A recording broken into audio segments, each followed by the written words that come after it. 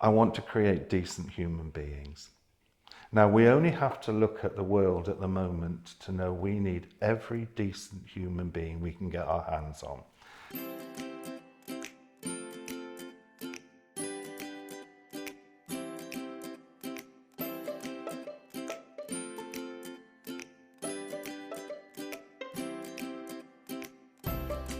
I just imagined a story climbing out of a sack. That's how I first saw it.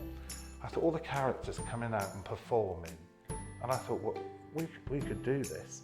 And we created 90 story sacks in 9 months. Those children that sometimes are the hardest to like and love are the ones that need to be liked and loved the most. But I want you to help them blossom, because most naughty children I ever taught went on to great things and were lovely people.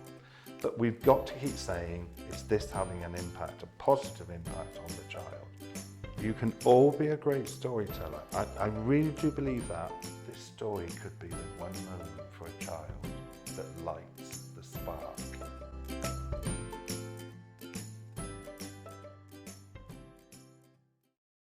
Hello and welcome. My name is Heather Hennessey, and for anybody who doesn't know me, I am the Early Years Quality Manager. I work in the Early Years team in Scotland. Prior to that, I was a regional manager for 8 years, working alongside Julie Campbell, and before that I was a nursery manager. So today we are meeting Neil Griffiths. We are super excited. We are doing this in aid of our Thrive curriculum launch. Here is our wonderful Thrive curriculum. We're going to be talking about all things to do with early learning and our vision, our values and our aims.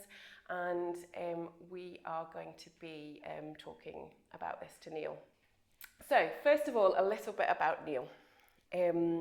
Neil Griffiths was a primary school head teacher for 13 years before taking on the role of director of a national literacy support project for the Basic Skills Agency. He came up with and developed story sacks, promoting them to schools and communities throughout the UK, which is now the worldwide, highly acclaimed and award-winning story sack phenomenon. Neil's worked with many publishers and institutions where he has contributed his wealth of experience to their projects over the years. His knowledge of learning and his gift of story, his passion for teaching and his love of children.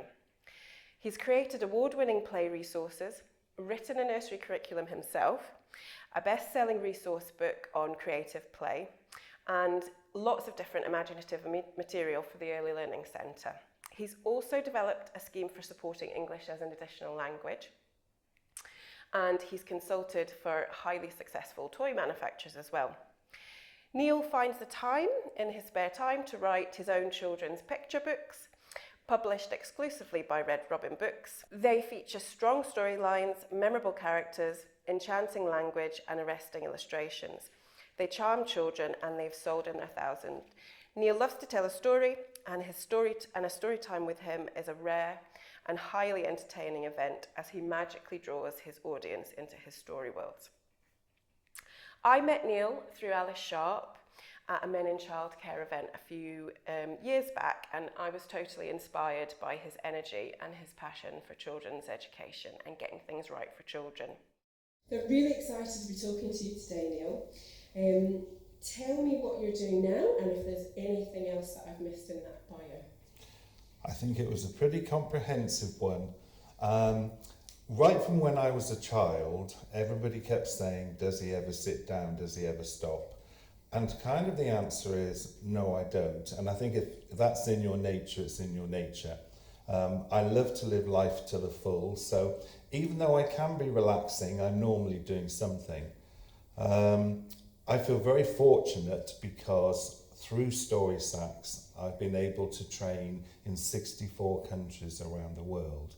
So what an eye-opener that has. I've worked in the richest of schools to attend in the world to some of the very poorest with virtually nothing. And that really has given me an insight into education that I would never have gained. So I'm normally on the move, but I spend at the moment quite a lot of time in the United Kingdom.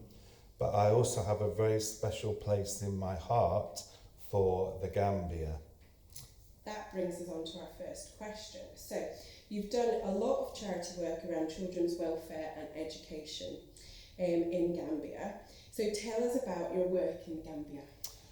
Well, I don't know if you believe in fate, but something came out of tragedy. My partner was dying and he wanted that to happen at home, and I promised it would. And that was a massive struggle.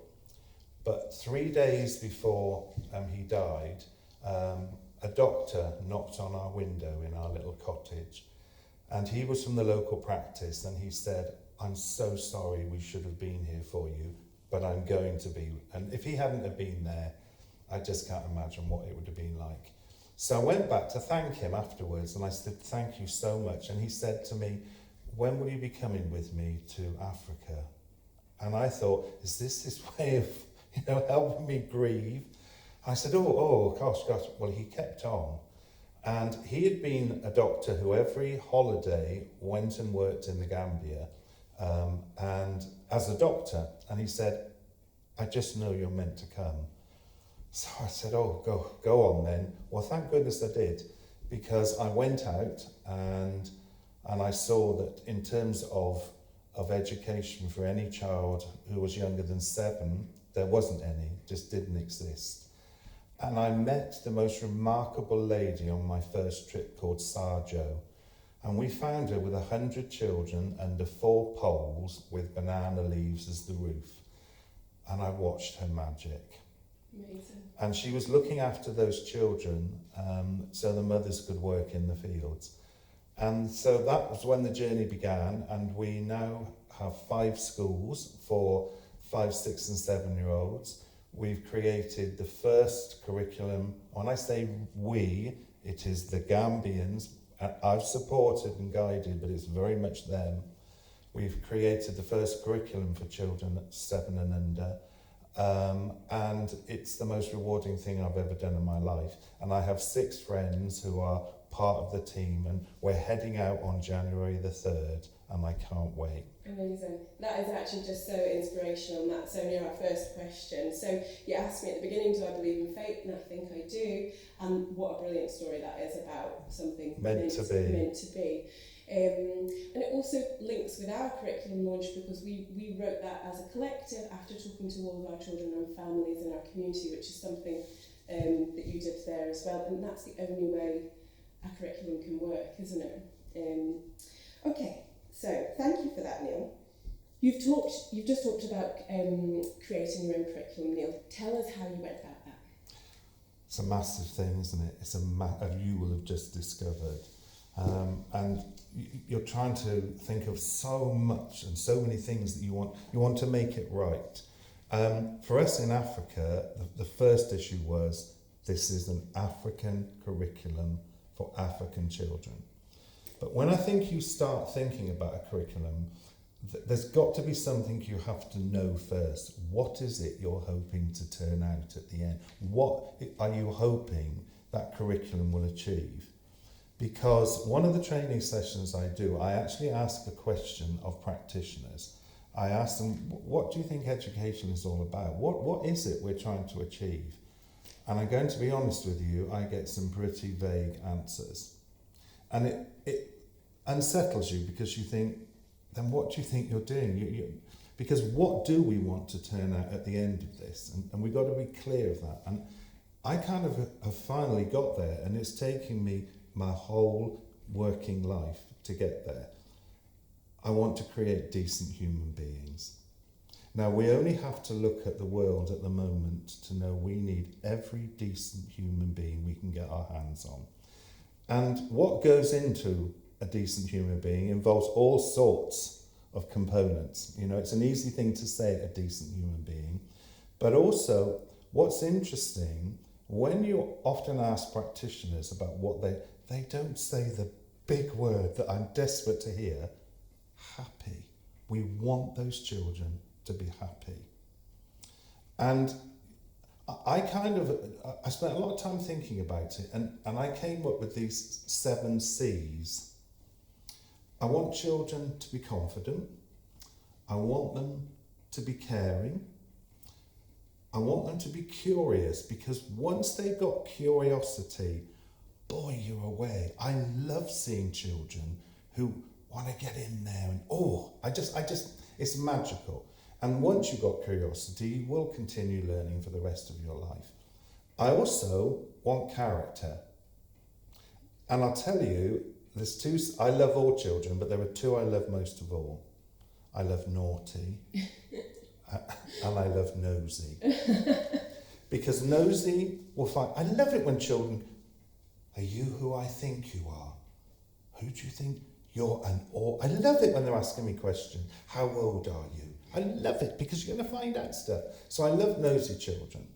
But I also love those naughty children because, yes, you have to manage them. Of course you do, because they're within a setting. But I want you to help them blossom, because most naughty children I ever taught went on to great things and were lovely people. Yeah. And I love that spirit. I also want them to be communicative in every possible way. And we know at the moment we're really struggling with children's communication skills, really struggling. And so communicative in all aspects. And then my last C is I want them to be conditioned but healthy. I want them to be healthy. And so first of all, you've got to say to yourself, what is it that we're trying to achieve? And being very clear of what our end goal is. But then, once you know what it is you're about, you have, as you've just said, you've got to look at the context of. And that's why I do sometimes get very frustrated, because you've just done the right thing. You looked at your community. You said to yourself, what are the children of this community in need of? And I had to do that same thing, because what was interesting when we started the curriculum in the Gambia, the Gambians kept saying, just make it English. And I went, no, we need to stop. Because in the Gambia, 95% of them will not get a job. They need life skills as much as so we're not preparing them for industry and commerce. We're preparing them for a very different world. What you then, once you've got that context of where those children are, you say to yourself, well, what are the skills, what's the knowledge, what are the activities that we need to incorporate into that curriculum that will then make them rounded little human beings? And on that word rounded, I missed out one of my C's. I want them to be content. Yeah. I'm not about driving children constantly to their full potential. I want them to choose where they follow their potential. I want us to expose them to all the talents they might have, but I want them to make choices because I met the most remarkable woman who put me in my place from the only job I got fired from, and she taught me a life lesson. I worked in a bakery and I nearly went mental because I was on the custard tart machine and there was custard flying. They moved me on to pasties and the pastry would come by, I'd flick the meat in and Doris next to me squeezed the pastry and moved them on. Well, after about an hour, I turned to Doris and I said, oh, how long have you been doing this? She said, 28 years. And I went, oh, Doris, why aren't you going out of your mind? And she went, pardon? I love what I do. I've got my transistor radio, Radio 2. I love it. I go home and I don't have to think about my... And I thought, yeah, contentment's important. It's so important. And that's a magical ingredient for happiness. Yeah. You know, and for everything because else. how many people do you know who are so stressed out, striving, yeah. got to improve. And I do want there to be that contentment. Right, so once you've got very clear your context and what you're hoping for, it's got to have a framework. Of course it has. And I will tell you, when I started teaching, and that was a long time ago in 78, we just didn't have a framework. We didn't have a planned program. We could think about things and just off we went. And there was some joy to that freedom as a practitioner, but we did need that framework and structure. But once you've got that basic framework that holds you together, what I'm desperate for is that within that, there's flexibility, there's children's choices, and there's passion, not just children's passion, but the practitioners' passions. Because I'll tell you that every year, and this was a bit selfish, Every year as a young teacher, in the summer, I did First Nation, and we called them Native Americans in those days. Because I've always been fascinated by First Nation people around the world. And you can imagine what you could do with children. We'd be out in the field and I'd be a buffalo with a sheepskin and they were chasing me with spears and we made buffalo burgers. It was and I was so excited. And so of course the children were so excited. So it's quite important. Of course you focus on children's passions and choices first. But also if the teacher's got, you do excite the children for things you love yourself. So I want flexibility, but also there's a word that I sometimes cry out for, spontaneity. Because like today, it's pouring with rain. Now I can assure you, if I was with any children, we would be out there. I don't care if we caught pneumonia. I don't really mean that, but you know what I mean.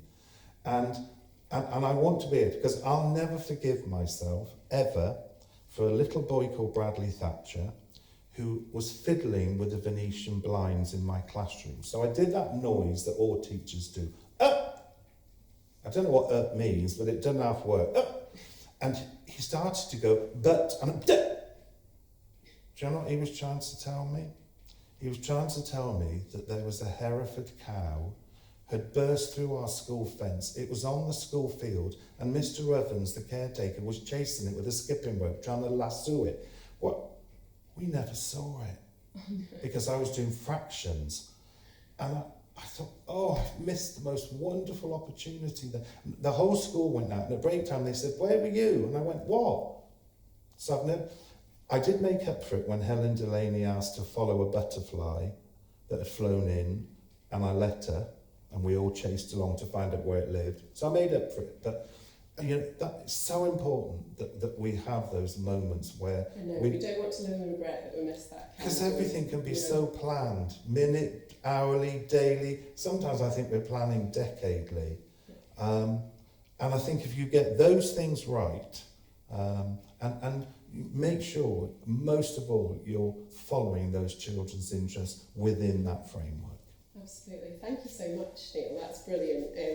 You really do make me laugh all the time, so I'm trying to not do that for the interview, but you might hear me bursting into laughter throughout this.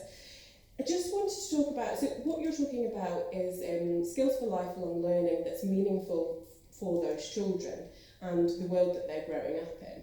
So that's what we're really passionate about as well. And I just wanted to ask you about one of your C's. So you talked about conditioned at the end. Tell me what you mean by that. I mean physically well. Okay. I don't mean conditioned in a way that it could be. It means about those children having the chance to be well. I am really passionate about children being out and active. So that's the condition. I want them to be well. It sounds a bit like a racehorse, doesn't it? They stay on the telly. Oh, look at that filly. She's very well conditioned.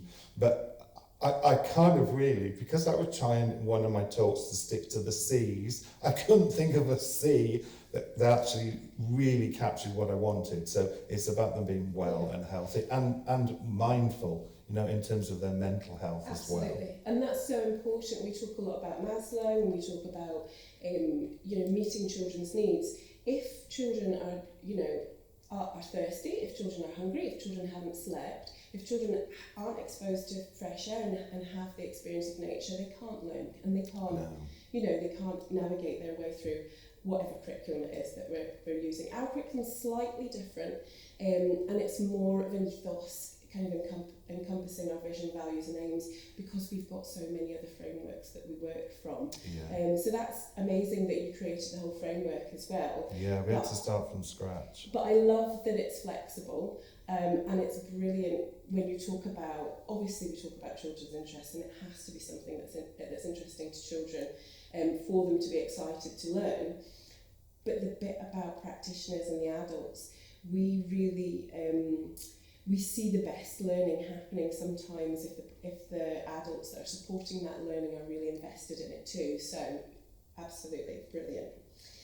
Okie dokie. So the next question that we've got is talking about our values in our Thrive Standard, which underpins our curriculum. So that's children first every time. You do some amazing keynote speeches, really inspirational stuff about putting children first. Tell me what this means to you. Part of me wants to give you a one-sentence question. Who else would we be focusing it around if it were? And I know that's, in a sense, a silly question, but you sometimes think, well, because, again, I do get quite frustrated when I'm working alongside some practitioners because I hear too much about their agenda. They're not thinking about the child. Now, for me, if there is a single thing that you are doing as a practitioner that doesn't ultimately have a positive impact on a child, what on earth are you doing it for? And again, a question I ask in that session is, who are you trying to please? And actually they don't put the child. They will say the inspection service, in England it's Ofsted, and I'm thinking, no, that's not who you're trying to please. They will often say the manager, the head teacher. No, keep going. The government, we've got to please the government. We've got to make sure we do. No. And eventually we unpick it. And of course you want, and parents, a huge one that often and where it's very interesting is if it's a fee-paying establishment, there's a strong sense of, but we've got to keep the parents happy. What, even if it's not right for the child? Haven't we got to stand up and say, but this wouldn't be good for your child? Can we talk about it? And I'm not saying it's easy. So for me, putting the child first means we really are doing that. And of course we have to take on board. Of course we've got to respond to those external pressures. And most of all, we do have to respond to our partners, parents, that they're crucial. But we've got to keep saying, is this having an impact, a positive impact on the child? But within that child first session that I do, what I focus on hugely is the fact that there is one resource in the classroom that makes it happen. And I do give them a trick question. I say to them, of all the resources that you've ever been given and brought in, and I tell them some of the old things that we had in the... I said, when Cuisenaire rods came in, I was so excited. I said, so which of all the resources... And they start telling you, Lego, and I'm looking, thinking, no, it's you. Everything. Mm-hmm. And I come back to Sarjo, who actually there she was, with all those children in the Gambia. She had nothing, but she wove her magic. It was, and those children were having the most amazing time just with her. So I focused quite heavily on, well, what makes a great practitioner? What is it you're looking for? And again, it's often interesting, well-planned, diddle-da. And I go, well, I say, think about someone who you had as a child, either in a preschool, a nursery, or secondary, who were magic in your life. So, Mr. Barnes, I give him that as an example because he's given me a love of history that I've had all my life, and I hope you can hear in heaven, because, it really has become a passion of mine. But when we did the First World War, we all had a gas mask on the desk, and we had to wear them for the whole session. And I suddenly thought, Derek Ingram is asthmatic. I panicked. So I lifted up my mask and I said, Mr. Barnes, Derek Ingram's asthmatic. And he actually said, well, some people sadly died in the first. And when I looked across, Derek Ingram didn't have his mask on. But that man, and when we did the Victorians, we smelt a real sewer. because he wanted wonderful. And when you go back and think about who that, you start to think they were humorous, they were slightly unhinged, because the wackier you are, the better you are. And we start to talk about you as a resource. But then in terms of looking at putting children's first, I say, you do know that you're a performer, don't you? Because that's what will bring the best out. If you cannot act, do not work with children. Go and look after sheep in the Outer Hebrides, because there is a shortage of shepherds. But you've got to be able to perform. You cannot be shy with children. You have to dig deep. because that, you know, every little wink, every little gesture brings the best out of those children, you know. So we're performers, and when I want practitioners to sometimes stop and think, how am I talking to children? Surely I'd be talking to them how I'd want my own child talked to, because I don't always hear children being spoken to in the way that I would hope. Do you really give time? Because that's putting children first. I know it can be pressured, but do you really put children and listen to them? When they come to you, are you really listening? Because we see this show and tell. Well, I'm sorry, it's more like flash and finish. I mean, and we can miss sometimes magic moments. One of my godchildren saw a baby sister born in the bath, because his mum went to have a bath, and before you knew it, and he was describing, because the midwife was on her way, and the dad had to actually bring the baby out. And he was so excited. He said, there was blood and stuff everywhere, Uncle Neil, but my dad was like this. And I said, why's your dad like that? Because he was talking on the mobile phone to the midwife. She was on her way, but my dad did it all. And then when the midwife arrived, he said, we had these things to cut the umbrella cord. I said, she held my hand, and I'd gone into school with a bit of umbrella cord in a little tube.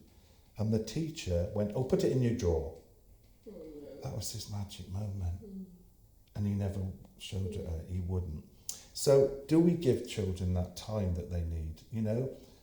And children know when you're not listening to them because you're looking all around the room. That's not, you've got to look them in the eyes. You're then really putting that child first. And I also want, if you're putting children first, you've got to remember they're like little boxes of chocolates. There's all sorts. They come in all sorts of shapes and sizes and tastes. And a message that I regularly say to staff is, those children that sometimes are the hardest to like and love are the ones that need to be liked and loved the most. Absolutely agree. And so that means you've got, you know, it's never easy, but don't work with children unless you really want to. Yeah. That's a great message, actually. That's a really important message. And just going back to something you said earlier on, was when we were talking about,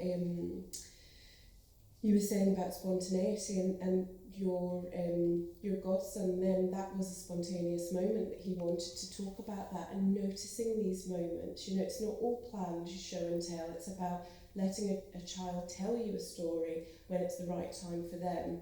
And I think the most important thing as well, echoing what you said, was listening to children and letting them be them, because as human beings we're all different, and so are children. But the most important teachers when I was young were teachers that noticed you but also let you be you. And that allows children to really soar and fly high and achieve what they need to achieve. Yeah, absolutely. Doesn't it? Absolutely. You also mentioned about practitioners not really understanding why they're doing the work sometimes, because they're thinking about all of these hoops that they need to jump through. They want to be the best, and in their heart they're good practitioners, but they need to remember it's about the children. And we talk a lot about not being task focused. So if you're doing something like snack time or lunchtime, or getting ready to go outside, allow the children to practice doing these things, being involved in these things themselves. And this is how we put the child at the centre of everything and allow them to be involved in everything, isn't it? Yeah. And it's teaching them skills for life, and also it'll end up from taking half an hour to go outside to just 5 minutes, because everybody will be able to do it themselves. Absolutely. Thank you so much for that, Neil. Tell us about reading. So you have a passion and a gift and a love of reading. So tell us about your books and your story stacks and how they can be used to support learning in our settings. Well, you're looking at someone who was a very lucky little boy when he grew up. I was brought up by just my father from a very young age with my brother. And when my mum was there one day and wasn't the next, she went off with somebody else. And actually it took about 50 years before I ever saw her again, so he really was a single parent. And he turned to the next door neighbours, because in the old days, next door neighbours used to talk to you and look at you. And Auntie Gertie and Auntie Edie would help us whilst he was at work. But he'd come home at 5 o'clock, and we knew it was 5 o'clock because they both had chiming clocks, so we'd wait by the gate. And that man, we couldn't wait to see him, and he would run up the road towards us. And he used to say the same words every night, and they're still magic to me. He used to say, "Boys, do you want to know what we're going to do tonight?" And we thought our dad planned adventures. We didn't realise he did accounts, because for about an hour and a half we would be indoors, outdoors, making stuff. We tried to cook, but he couldn't cook, it was deadly, but we had to go. And we were mucky all the time. You know, I've got the immune system of rhinoceros, I can tell you that now, because I was exposed to so many bits of mud as a child. And once we even brought frog spawn home in my Wellington boots, and I was walking trying not to squash them because we forgot the jam jar. So it was this wonderful, mucky, rich childhood. But then came the even more important words. He would say to my brother and I, "Who's first?" And whoever got upstairs, in their jammies, under covers, shouted, "Ready," got a story to die for. And, you know, when you look back, he still had his tea, but the commitment and the time he was giving us, we came first. Well, being exposed to stories read by my dad, oh boy. Now, I've written 40 children's books. Why? My dad. And in fact, only last night, a parent at a training session said, "How do you get imagination?" And I said, that's a complex question, but I believe passionately that your imagination comes from being read to, particularly because you're exposed to places, people, emotions, facts, and so you're building up. Your brain is taking in all those things that eventually you can bring out into your own imagination. But it's also about the opportunities and experiences you have as a young child, particularly play opportunities. And I watched children before my very eyes becoming imaginative just from what's being presented to them, the opportunities for them, particularly within play. And I saw 2 children recently, and my friends get embarrassed because if I see wonderful play, particularly if I see it with parents, I mean, I love seeing it with practitioners, I always feel the need to say, "That's wonderful." I always go up and say, "That's fantastic, Mum and Dad." Oh, and this dad was near a castle in Ludlow, and he came round the corner and he'd made them a shield and a sword, and I had the little one, and they probably were 3 and 4, and the little one said, "Could dragons live in bramble bushes? Because we don't want him to get the princess. And is the princess it?" And I just listened and I thought, they're going to be imaginative, because they were being fed with those experiences, those things that give you, because I'm only imaginative because of what my dad put in. And then once you like being imaginative, you're constantly looking for opportunities to suddenly create a new storyline or whatever. So I was incredibly lucky to have that start. But in my own school, where I was a head teacher, lots of pressure on our children, particularly in terms of reading, obsessed with what colour band were they on. Never mind, are they enjoying what they're reading? It was all pressure, pressure, pressure, as if reading was a step ladder of hardness. And I wanted to take that away, and I wanted some joy in the experiences they were having at home. And on a train, I had the only flash of inspiration I've ever had in my life, to be honest. I just imagined a story climbing out of a sack. That's how I first saw it. I thought all the characters coming out and performing. And I thought, well, we could do this. So the amazing parents in my school, we started to take a picture book, They would create all the characters, and it was wonderful watching their skills. And I visited the WI to get them on board. Girl guides were helping us knit and do stuff. So you had the characters, the prop, you had some scenery, so you could really reenact the story. There was a non-fiction book that matched the fiction theme. There was a CD so that you can listen to the stories again and again, because I do not like Kindles, but I do love CDs, because you're still listening to that beautiful spoken word, and often on CDs by a very skilled storyteller, so I'm all for that. Go in a lovely bag with a name on the front, and we created 90 story sacks in 9 months.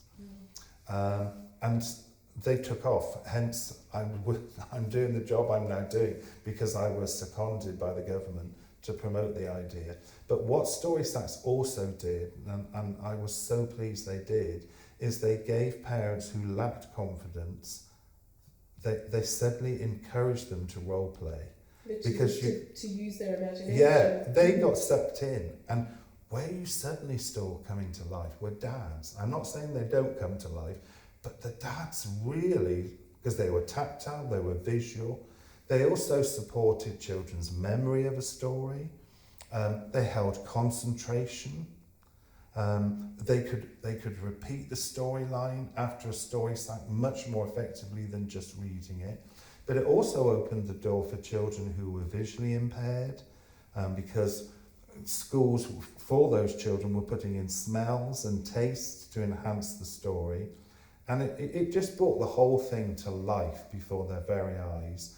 And sometimes, the number of times over the past 26 years that a parent has said to me, that really got us going at home.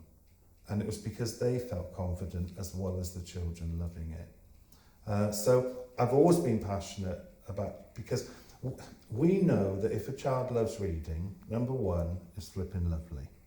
Number two, their brains will be filled with more and more. Number three, they will be exposed to vocabulary that you would never use in spoken word. It really exposes them to rich, and boy, do we need that. There's such a challenge at the moment in the United Kingdom with children coming into our settings with poor and poor communication, not speaking in sentences, with limited vocabulary to work with. But you gain your vocabulary. I might be stabbing in the dark, but it's in the 90% of children's vocabulary comes from their parents. So they're crucial. And we know that once you've got that vocabulary, you're a communicator and away you fly. But we know that fewer children are being read to at home, and we really need to address that. But through being a lifelong reader, we also know you're the ones that do best in education for obvious reasons. We want to, because we're focusing so heavily on the decoding skills of reading, we're not giving equal attention to the motivational side. And I believe that reading can be taught or caught. You teach the skills, but for goodness sake, catch the interest, because then the skills, there's a motivation. Absolutely. There's a motivation. Yeah, that's brilliant. Thank you so much. And actually, I love your story stacks because they're so inclusive. You know, as a child, you think back to when you were a child or working with children, everybody wants to be included.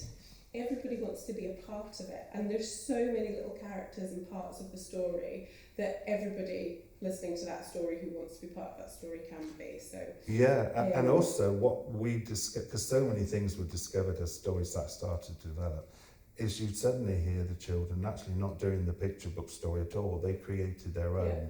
Whoopee. Absolutely, and that's an amazing thing that they have the power to tell their own stories, and they can develop those skills. So that was great listening to you talk about that. And it is something we try and choose different words, and there's that saying as well that you hear all the time: don't be afraid to use big words with children. If they can say Tyrannosaurus Rex, they can say anything. So it's all about that and helping widen vocabulary. But just that love of reading. And it's, if you have a good storyteller, there's there's not a child in the room that isn't wanting to be engaged in that story, is there? And you all can be. Mm-hmm. You can all be a great storyteller. I really do believe that. But in order for that to happen, you do have to break that barrier of shyness and inhibition. Yeah. And when I'm working with practitioners, I'm going to be honest, you do meet some very shy and inhibited ones on occasions. And I'm going to tell you the honest truth. You might think I'm completely confident.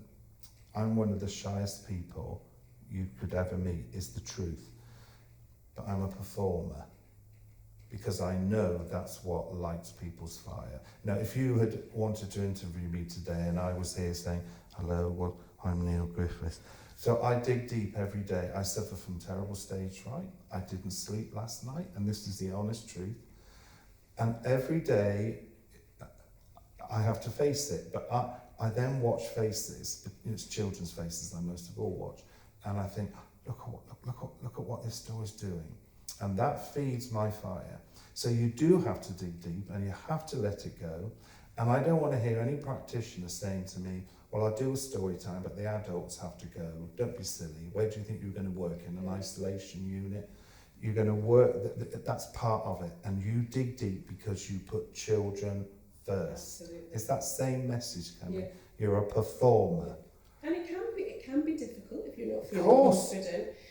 But just the first couple of times you put yourself out there and then you lose that. It does. You get better and better by that. practice. And what you're talking about as well is that connection. When you're connected to the children, you can see how interested they are, how much they're enjoying you retelling the story.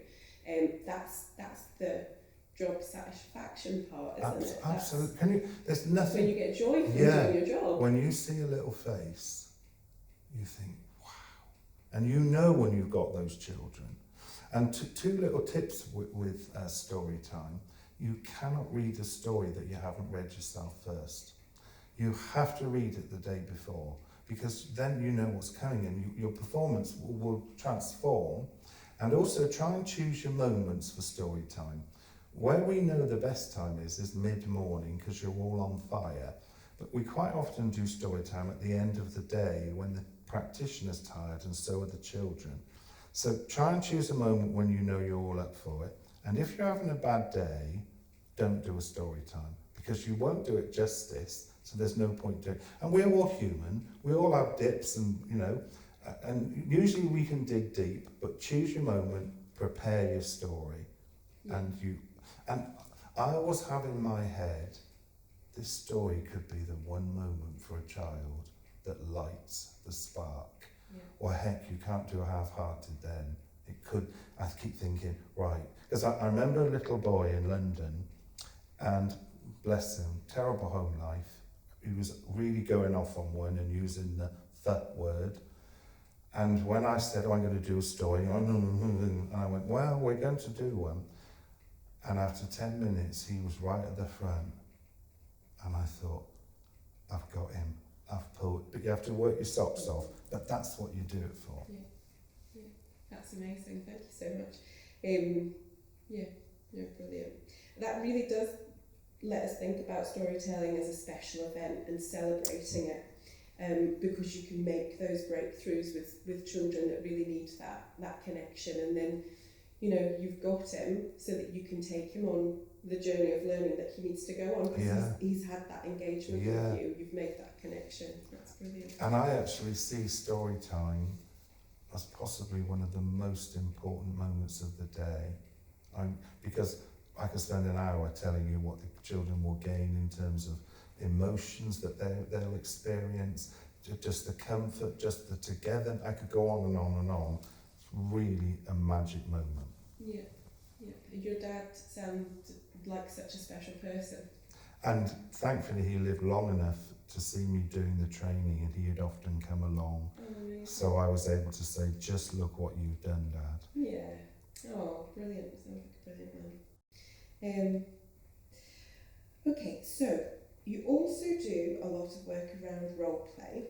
Can you tell us a little bit about how that can be used to support learning? Oh gosh, absolutely. It's my biggest passion equal. for me, what play does is, well, what we know is that all children, if left to be natural, they naturally play. It's how they approach their learning. For me, it's the most wonderful way of them rehearsing life. And last Friday, I was in the second largest primary school in the UK. Over 1,000 children. God. But I visited 15 classes just to look at role play provision. And, day from heaven for me, because I'd gone and done training 2 or 3 months before, and it was to look at how things were going. I was in like a pig in clover, because I sailed through pirate ships, woodlands, the Three Pigs house, a space rocket, all sorts of things I sailed through. But what I thought, God, this is so amazing. It addresses, what play does, it addresses and helps develop every aspect of a child. I just thought, this is responding to the curriculum that we talked about at the beginning. Their curiosity, because they were indoors, they were outdoors, but what I absolutely was bowled over is that every child was so eager to communicate. I thought, this is communication heaven. Mr. Griffiths, we need a ladder. I said, why? Well, because how are the three pigs going to get out without... There was science, but they were chatting away, and they told me what they thought the wolf was like and why did he like eating pigs. Then I went into come and sit with our pigs. They were welcoming, they were fully engaged, they were so excited. And what I love about play is it's the most amazing curriculum sponge, because it soaks up everything. You realise you could encompass, you could literally, sometimes you pull it in a bit artificially, but it's there. And the one thing that I try to say to practitioners is something that I learnt from Piaget, and the only reason I can remember this is that my house was flooded and I had to throw everything I owned away because the toilet came up through and there was E. coli everywhere. And my old college books were up in the attic and they had to go as well. It was all contaminated. And I suddenly saw a highlighted bit of a book, and it was Piaget. And Piaget, sometimes you have to really concentrate because some of the stuff you have to read. But I saw this statement and I thought, oh yeah. He was saying we often get strung up with, is it water play, sand play, is it, blocks, and what is it? And he said, hang on a moment. What play really is a state of mind that allows children to become absorbed in what they are doing. And I suddenly thought, I've waited all these years, bingo. And it made me focus on a word that I think we need to focus on more than play. It's playful. Yeah. If children are not playful, they're not going to get the most out of life. Because you can tell I'm playful, and it does give you lots of good qualities. You can be irritating, but you're only irritating to people who aren't playful themselves, and I don't want to play with them, so it doesn't matter. But he made me suddenly think we've got to give children the confidence, children that will, all sorts of qualities, resilient. I love children who will have a go. I love it when they're not holding, I love it when they'll go. There was a little boy called Colin in my school, and we were doing hand to surprise with a fruit salad, and I'd gone to Chinatown in London to get really exotic fruits like mangosteens, and they looked like an eyeball. And he stepped forward and said, Mr. Griffiths, do you want me to be the first to try that one like an eyeball? And I went, will you? Because my mum says if you haven't tasted it, how do you know?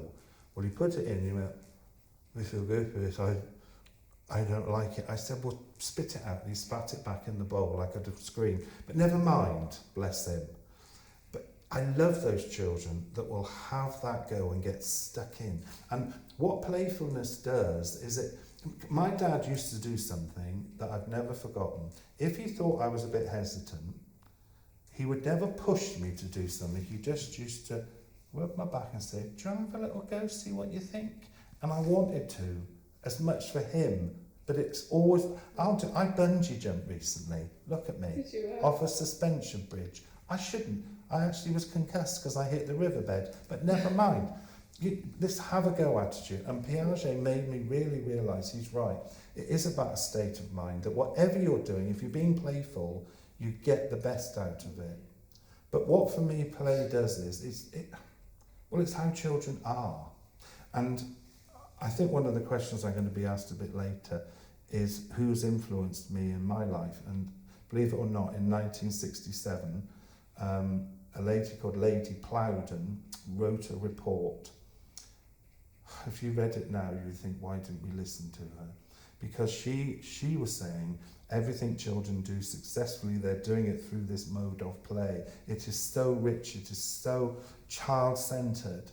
And she really influenced me. I mean, I was at college in '75, but it was the thing we were looking at. And well, I've always been passionate about play. And in my school, where I was the head teacher, we actually had role play right the way through to year 6, which was 10 and 11-year-olds. And of course, it was so sophisticated by then.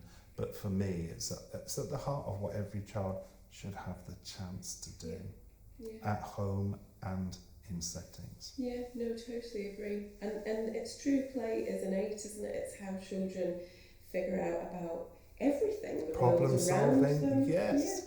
Yeah.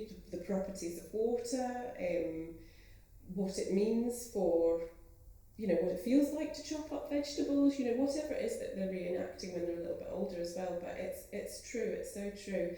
And what you're saying about confident children that just want to have a go, and how meaningful it is for those children that are a little, stand back a little bit, and we can give them that little bit of extra support to help them to try things out, because that really is supporting their skills for life, isn't it? And it's a wonderful place to eavesdrop.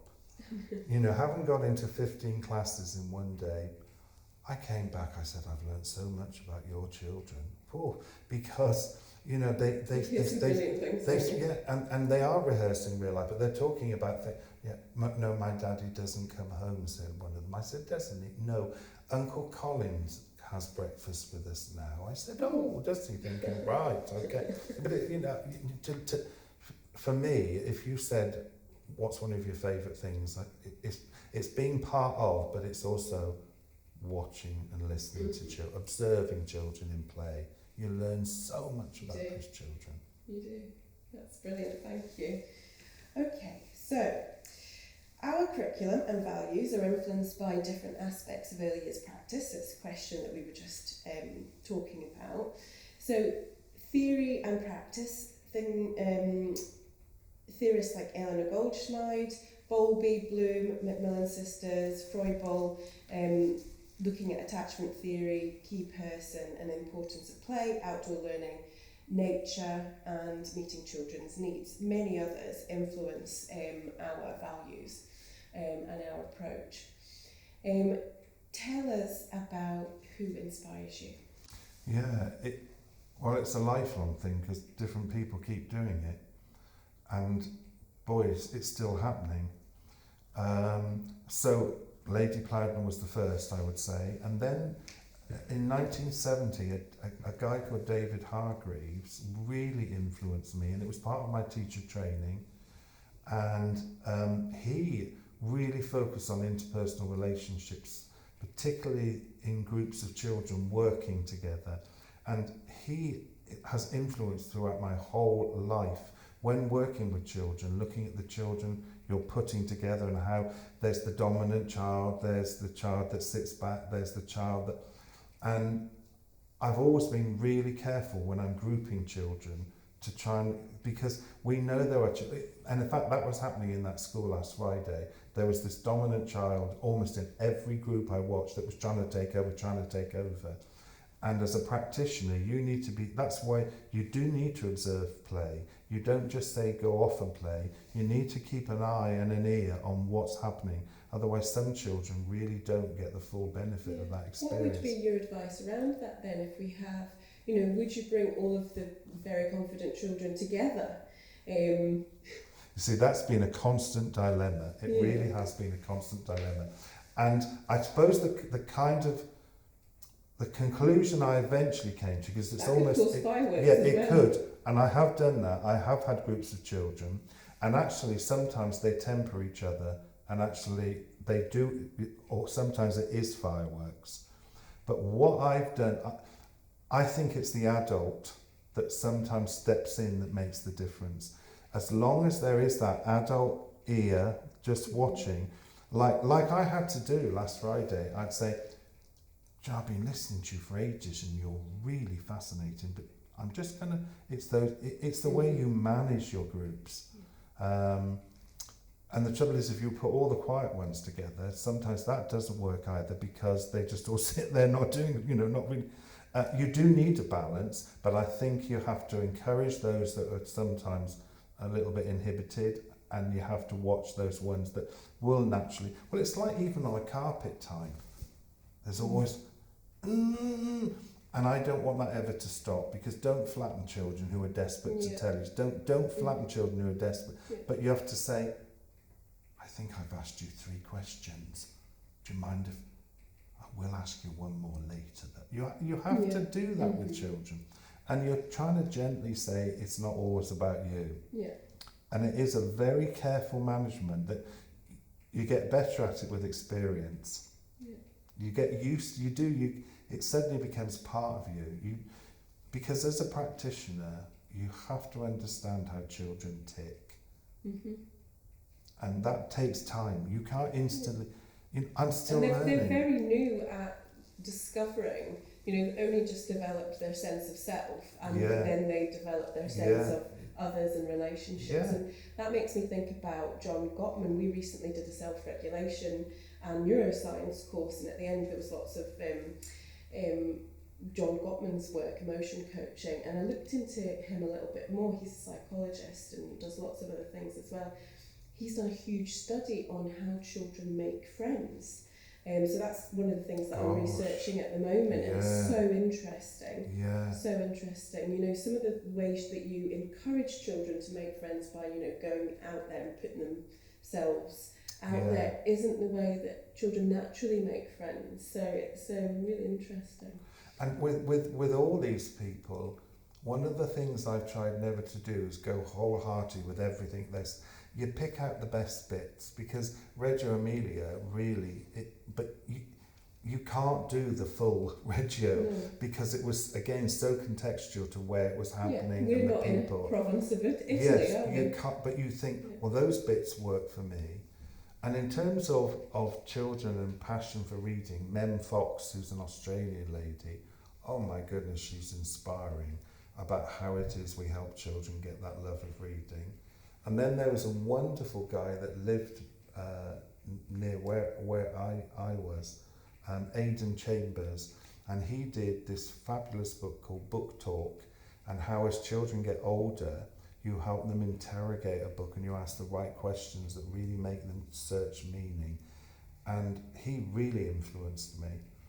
And then I'm going to tell you somebody who's had possibly more impact on me than anyone, a lady called Anne Wong. She was the finest member of staff I was ever lucky enough to appoint. That woman knew how to look at a child and they were on fire. She was unique, but you could learn so many things from her. She never had a day when she wasn't passionate. She never had a day, I can honestly say, where she ever spoke to a child and put them down. She knew how to praise, but not overpraise, because I do see a lot of overpraising and it becomes meaningless. Oh, that's gorgeous. Oh, that's amazing. Oh, that's fabulous. Look at the way you're walking to the carpet. It's gorgeous. What do you mean gorgeous? They're just walking to the carpet. Choose your moments for those words. Otherwise, when they do something fantastic, you haven't got a word. Well, you've used that 50 times. And I do see a lot of a choose your well, Anne just knew. She didn't actually, she often just made a noise. No. Oh. And I watched her, and I can see bits in me that I've become, Anne's got bits, they're in there, she's in me somewhere. And do you know what that woman realised? The small things were often the biggest. And on one occasion, a little boy had gone out to the toilet and he was out there for ages. And she went to, what are you doing, Gavin? Gavin? He'd gone to the woodwork room. He said, Mrs. Wong, I know that I shouldn't have gone there, but we needed sandpaper. He's sanding under the door, going like that, because the toilet door kept sticking. And he said, we need to go to the toilet with the... She went, that's brilliant. Then on another occasion, she had a plate that used to be her mother's that she allowed the children to mix paint on. And she said, my mum used to cook pig's feet and put them on that. But they loved the stuff. Well, one of them broke. And she said, oh, never mind, don't worry. She came back from playtime. He'd mended it. I mean, it was stuck to the table. I had to chisel it off. He's now an engineer and he teaches at Southampton University. Now, she wouldn't say it was because of me, but because she really spotted the little things that matter. And also she taught me that the moment the children first walk through the door in the mornings, you're most important.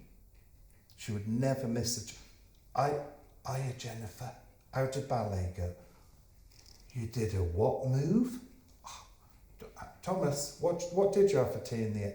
She caught every child's eye. No child could walk past without her. And she has influenced me more than anyone. And even last week, I was sat in a head teacher's office and a classroom door was open, and I listened to a young teacher in his third year of teaching talking to children and asking questions. And I went in and I said, boy, you just taught me a lot. The way you drew that out was just gentle this, gentle that, asking. I said, you're a natural, and his little face. Because, you know, somebody's, those of us who've been at it a long time, and I said, oh, you've got what it takes. And I just, because, you know, I love seeing people who are good with children.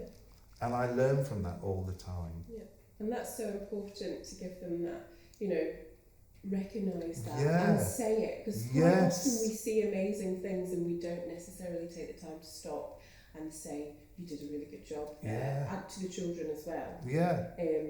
Because that is how you build self-confidence and self-belief and self-efficacy, you know, believing that you can achieve. Oh, what a lovely story. That's great. Okay, so, and it's true, you come across different people who've talked about different things and you think, wow, that's really interesting, and it might just be me meeting you. I find you dead inspiring as well. So, we're almost at the last question. We are going to talk about the core components of our curriculum, so my body, my brain and my world, and this is about the whole child's experience, everyone and everything around them. Key to this is relationships. In your opinion, Neil, how can we best promote nurturing relationships which make children feel safe, secure and ready and excited to learn? That's huge. Again, it's about the people. It is about, because one of the things that worries me at the moment is that there is a massive turnover in staff in early years provision, unless you're very lucky. And you're also getting some very young staff, often who are coming in, that still have issues of their own, is the reality. Let's start to be honest about it. And for me, training and consistency is, you only need one bad apple. And it comes back to this question of, you've got to learn how children tick. And it's the things we've already talked about, to give children that sense of being nurtured and safe and secure. It is about, how do you talk to them? When and how do you praise them? Do you listen to children? Are you there for them? Do you... Because you see, in another session I do, I get very concerned that a lot is being taught through the screen. And I say to practitioners, promise me that if you can do it with your face and your body, it will come first. Because children feel safe when there are boundaries, and they do need boundaries. But children, I feel children watch every move you make.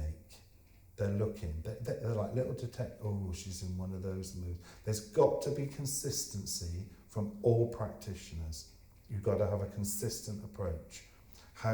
Because there is this wonderful phrase, I can't remember, it was written by a teacher, and they don't know who, it's found in a staff room, and it said that teachers create the climate. It's them who make things happen. So you're coming back to that common thread of, it's about your practitioners and how they don't create a crisis when it's not necessary. It's about your everyday interaction with those children. And then the children feel secure with adults who show those signs, and it's really hard to pin it down, but it's about gesture. It's the Anne Walmsley that no child felt insecure in her class, but it was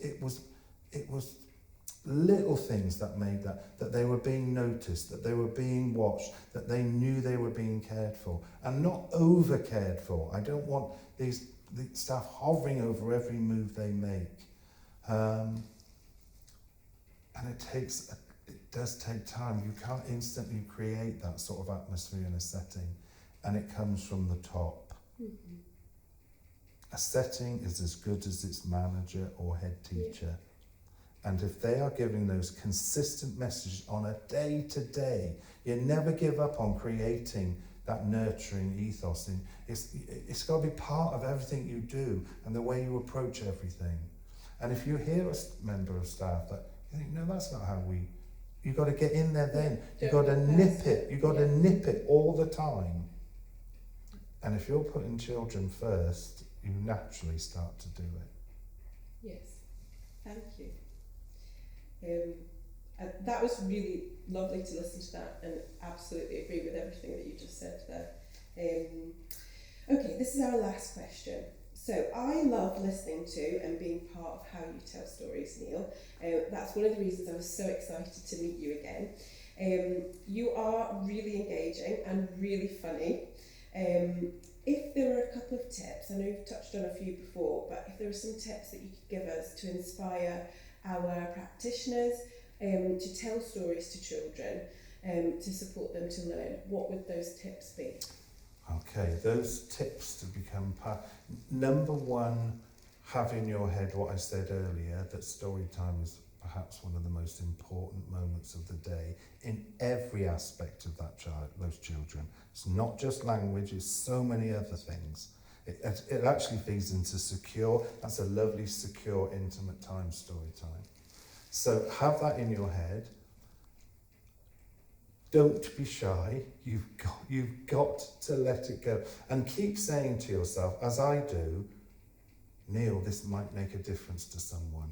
Now for them, it's making a difference to a child. So have that, that shyness. Prepare your story time. Choose the time you do it.